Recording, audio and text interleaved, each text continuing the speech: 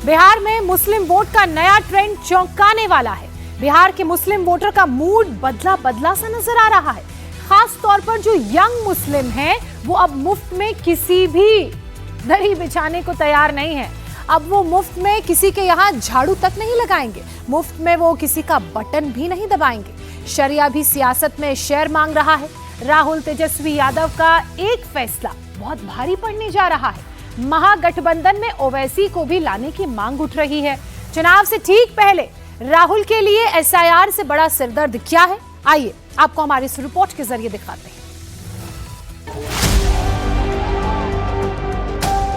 राहुल गांधी ने मदरसा, मुसलमान और एसआईआर को जोड़ दिया है। ये कनेक्शन मिलाने के लिए राहुल गांधी ठीक उस जगह पर पहुंचे जहां 40 साल पहले उनके पिता राजीव गांधी पहुंचे थे। जगह देख लीजिए, कमरा देख लीजिए और कमरे का फर्नीचर देख लीजिए। Same place, same location, furniture भी सेम टू सेम। 1985 में तब के प्रधानमंत्री राजीव गांधी मुंगेर के खानकाह रहमानी मदरसा आए थे। तब बिहार के चीफ मिनिस्टर चंद्रशेखर सिंह भी उनके साथ थे। राजीव गांधी तब यहां खानकाह रहमानी के मौलाना मिन्नतुल्लाह रहमानी से मिले थे। 40 साल बाद 2025 में राहुल गांधी खानकाह रहमानी के चीफ मौलाना अहमद वली फैसल रहमानी से मिलने पहुंचे। यह मुलाकात ठीक उसी कमरे में हुई जहां राजीव गांधी ने मौलाना मिन्नतुल्लाह रहमानी के साथ मीटिंग की थी। राहुल गांधी जिनसे मिले हैं वो मौलाना फैसल रहमानी कोई मामूली शख्सियत नहीं है। वो इमारते शरिया के चीफ हैं, all India Muslim personal law board के सेक्रेटरी हैं और इन दिनों बिहार, झारखंड और बंगाल में मुसलमानों के सबसे बड़े नेता हैं। मौलाना फैसल रहमानी मुसलमानों को शरीयत की राह पर चलाने के हिमायती हैं और सियासी पार्टियों को मुसलमानों की राह पर लाने की कोशिश में लगे रहते हैं। ऐसा नहीं है कि राहुल गांधी यहां अचानक पहुंच गए।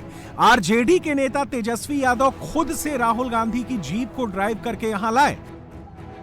राहुल गांधी ने खुद भी इस मीटिंग के लिए पूरी तैयारी की। मौलाना अहमद वली फैसल रहमानी ने 1 अगस्त को दिल्ली जाकर राहुल गांधी से मुलाकात की थी और अब राहुल गांधी ने मुंगेर के खानकाह रहमानी मदरसा आकर इमारते शरिया के अमीरे शरिया मौलाना अहमद वली फैसल रहमानी से मुलाकात की। रहमानी ने खानकाह रहमानी मदरसे में राहुल गांधी के लिए ग्रीन कारपेट बिछाकर उनका स्वागत किया। हम सब लोगों ने उनसे मुलाकात की और मुल्क के मुख्तलिफ हालात के बारे में गुफ्तगू की। यदि मुद्दों की बात करें तो कौन कौन से मुद्दे थे जिस पर बात हुई? सबसे पहले तो कॉन्स्टिट्यूशन ऑफ इंडिया पे बात हुई। तो अच्छी बात यह है कि हम सब लोग एक पेज पर हैं कॉन्स्टिट्यूशनल अंडरस्टैंडिंग में और उससे हम सब लोगों को फ़ायदा होगा। बिहार में जो एसआईआर हुआ है और उसमें ख़ास करके वो लोग जो कमज़ोर तबके से आते हैं, वर्ग से आते हैं और वो लोग जो जिनके पास मुख्तलिफ़ कार्ड्स नहीं हैं, वो लोग जो शोषित हैं यानी मार्जिनलाइज्ड हैं, डिसएनफ्रेंचाइज्ड हैं, इन लोगों की आवाज़ हमारी डेमोक्रेसी में कैसे बुलंद हो, उस पर हम लोगों ने चर्चा की। इलेक्शन में भी साथ देंगे राहुल गांधी, तेजस्वी यादव? ये हम लोग नहीं करते हैं। किसी पॉलिटिकल पार्टी से बंद करके इस तरह से हम लोग नहीं काम कर सकते। इमारते शरिया के चीफ मौलाना फैसल रहमानी कभी बिहार के मुख्यमंत्री नीतीश कुमार के करीब हुआ करते थे, लेकिन जब से नीतीश की पार्टी ने वक्फ बिल पर मोदी का साथ दिया, इमारते शरिया के रहमानी ने नीतीश कुमार से तौबा कर ली। खानकाह रहमानी वाले मौलाना का आइडिया अब राहुल गांधी से मैच होता है। मौलाना को मोदी नीतीश से टक्कर लेने के लिए कोई सहारा चाहिए, इसीलिए रहमानी ने राहुल तेजस्वी के लिए ग्रीन कारपेट बिछाया। राहुल गांधी बिहार चुनाव से आगे की सोच रहे हैं। वो 2029 की तैयारी कर रहे हैं। बिहार का चुनाव उसका एक पड़ाव भर है और एसआईआर उस पड़ाव का मुद्दा। कांग्रेस कहती है कि बिहार में एसआईआर के बहाने मुसलमानों के वोट काटे गए। चुनाव आयोग ने इससे इनकार किया है। कांग्रेस के पास SIR में काटे गए मुस्लिम वोटर्स की लिस्ट नहीं है। चुनाव आयोग का कहना है कि धर्म के आधार पर वोटर का क्लासिफिकेशन कभी नहीं किया गया। राहुल के पास सीमांचल में सबसे ज्यादा 9.8% वोट कटने का डेटा है। चुनाव आयोग का कहना है कि नाम कागज नहीं मिलने पर काटे गए, धर्म के आधार पर नहीं।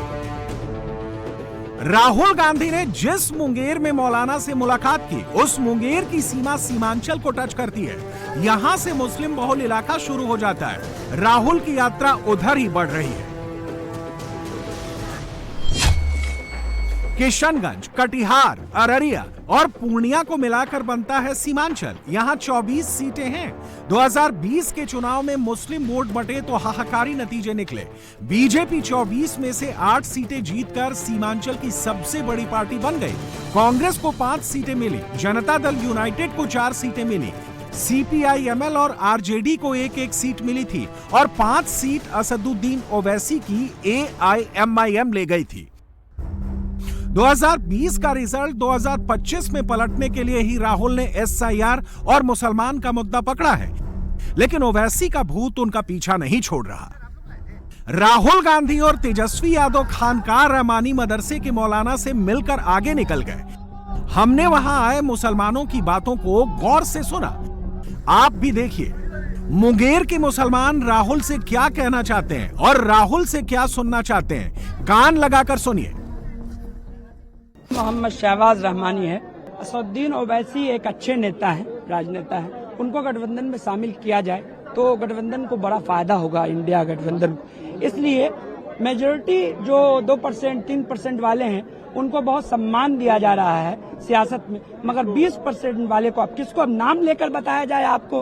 अच्छे 2% वाले कौन है? वो मीडिया से ज्यादा बेहतर तो आजकल कोई जानता ही नहीं है। इसलिए आप किसके बारे में कह रहे हैं वो मीडिया जाने। हमारा काम है हिस्सेदारी एकदम चाहिए, सम्मान चाहिए। हम दरी बिछाने के लिए थोड़ा पैदा लिए हैं, हम लोग सत्ता में आने के लिए पैदा लिए हैं। हाँ, हम लोग प्रधानमंत्री बना भी सकते हैं, प्रधानमंत्री को हटा भी सकते हैं, इतनी ताकत है हम लोगों के बोर्ड में। मगर अभी बोर्ड की चोरी हो रही है। महागठबंधन से गुजारिश है कि ओवैसी साहब को जल्द से जल्द महागठबंधन में शामिल किया जाए। लेना पड़ेगा उनको। मुसलमानों का बोर्ड है, आदमी की बात नहीं मानेगा तो किन की बात मानेगा? जो वोट देता है उनकी बात मानना होगा। तो अभी वोट चोरी हो रहा है, बीजेपी वोट चोरी कर रहा है। हम राहुल गांधी के साथ अब भी हैं और हमेशा रहेंगे, मगर राहुल गांधी से निवेदन कर रहे हैं हम लोग कि उनको ओवैसी साहब को गठबंधन में शामिल करना। मानना ही होगा उनको, कैसे नहीं मानेंगे? वो हमसे हैं, हम उनसे नहीं है। ताकत है, 22% है हम लोग पूरे हिंदुस्तान में, एक मजबूत आबाद है। हमारे डेटा को छुपाया जा रहा है। हम तो राहुल गांधी को प्रधानमंत्री बनना चाहते हैं, देखना चाहते हैं उनको कि वो राहुल गांधी देश के प्रधानमंत्री बने और विकास करें।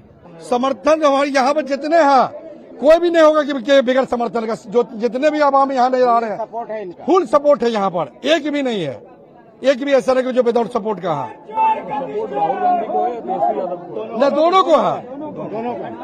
हाँ, और एक चीज शिकायत है कि कम से कम इनको ओवैसी को भी गठबंधन में लेना चाहिए था।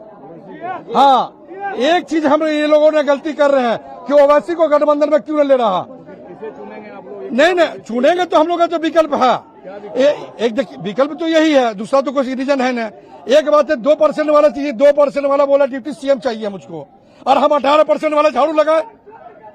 नहीं, हम 18% वाले झाड़ू लगाए। हाँ, दली बिछाए।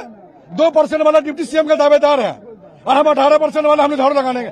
ये सहनी, मुकेश सहनी 2% वाला वो दावेदार दिखा रहा है कि हम डिप्टी CM बनेंगे, गरीब का बच्चा। और हम लोग कितना है? हम लोग 18%, 19% है, जो कि डेटा छुपाया गया होगा। कम से कम हम लोग 20 से 22% होंगे। राहुल गांधी और तेजस्वी यादव जिस मदरसे में बैठे थे, वहां बाहर खड़े मुसलमान असदुद्दीन ओवैसी के नाम की तख्ती लिए खड़े थे। राहुल और तेजस्वी किसी भी तरह मुसलमान वोट जोड़ने के लिए निकले हैं। मुसलमानों के दिल में तो ओवैसी रहते हैं। मोहम्मद इस्लाम रहमानी जी, क्यों गठबंधन में शामिल है कि सड़क से लेकर संसद तक आवाज उठाएंगे ये मेरे लिए, तो हम इसके लिए इसका साथ नहीं देंगे तो किसका साथ देंगे? राहुल गांधी जी की रैली में आए हैं, मगर गठबंधन करने के लिए आए हैं। मेरे साथ गठबंधन किया जाए। उनसे भी मोहब्बत है, इसमें ऐसा कोई शक नहीं है। लेकिन असदुद्दीन ओवैसी साहब हर तरह की बात को हिंदू, मुस्लिम, सिख, ईसाई हर तरह के लोगों की बात को आगे रखते हैं। अब उनको अगर आगे शामिल नहीं कीजिएगा तो फिर नुकसान होगा। तो आप लोग समर्थन असदुद्दीन ओवैसी का? हाँ जी जी, यहाँ से उम्मीदवार देंगे वो? अब देंगे तो उनको साथ दिया जाएगा और क्या। लगभग इसी समय सेंट्रल बिहार के गया में नरेंद्र मोदी की सभा चल रही थी। मौलाना रहमानी के साथ राहुल तेजस्वी की मुलाकात की खबर नरेंद्र मोदी को भी थी, इसलिए मोदी ने एसआईआर और मुस्लिम वोट की पूरी चर्चा 180 डिग्री घुमा दी।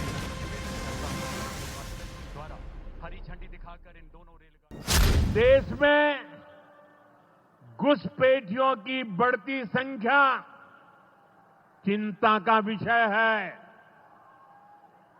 बिहार के सीमावर्ती जिलों में तेजी से डेमोग्राफी बदल रही है। इसलिए एनडीए सरकार ने तय किया है कि देश का भविष्य घुसपैठियों को नहीं तय करने देंगे। घुसपैठियों को बिहार के युवाओं के रोजगार नहीं छीनने देंगे। जिन सुविधाओं पर भारतीय लोगों का अधिकार है, उस पर घुसपैठियों को डाका नहीं डालने देंगे। इस खतरे से निपटने के लिए मैंने डेमोग्राफी मिशन शुरू करने की बात कही है। बहुत जल्द ये मिशन अपना काम शुरू करेगा। हम हर घुसपैठियों को देश से बाहर करके ही रहेंगे।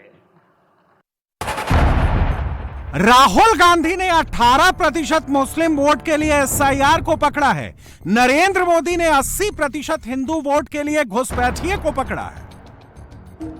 मोदी बिहार से बंगाल गए तो वहां भी घुसपैठिए का मुद्दा ले गए, क्योंकि वहां भी एसआईआर होने वाला है और ममता बनर्जी अभी से उसका विरोध कर रही हैं।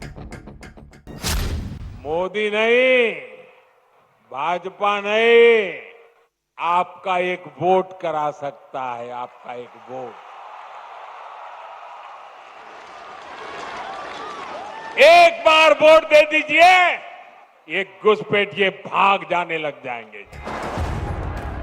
राहुल और मोदी की पॉलिटिक्स को बहुत ही सिंपल तरीके से डिकोड करते हैं। बिहार में करीब 17.5 से 18% मुस्लिम वोटर हैं।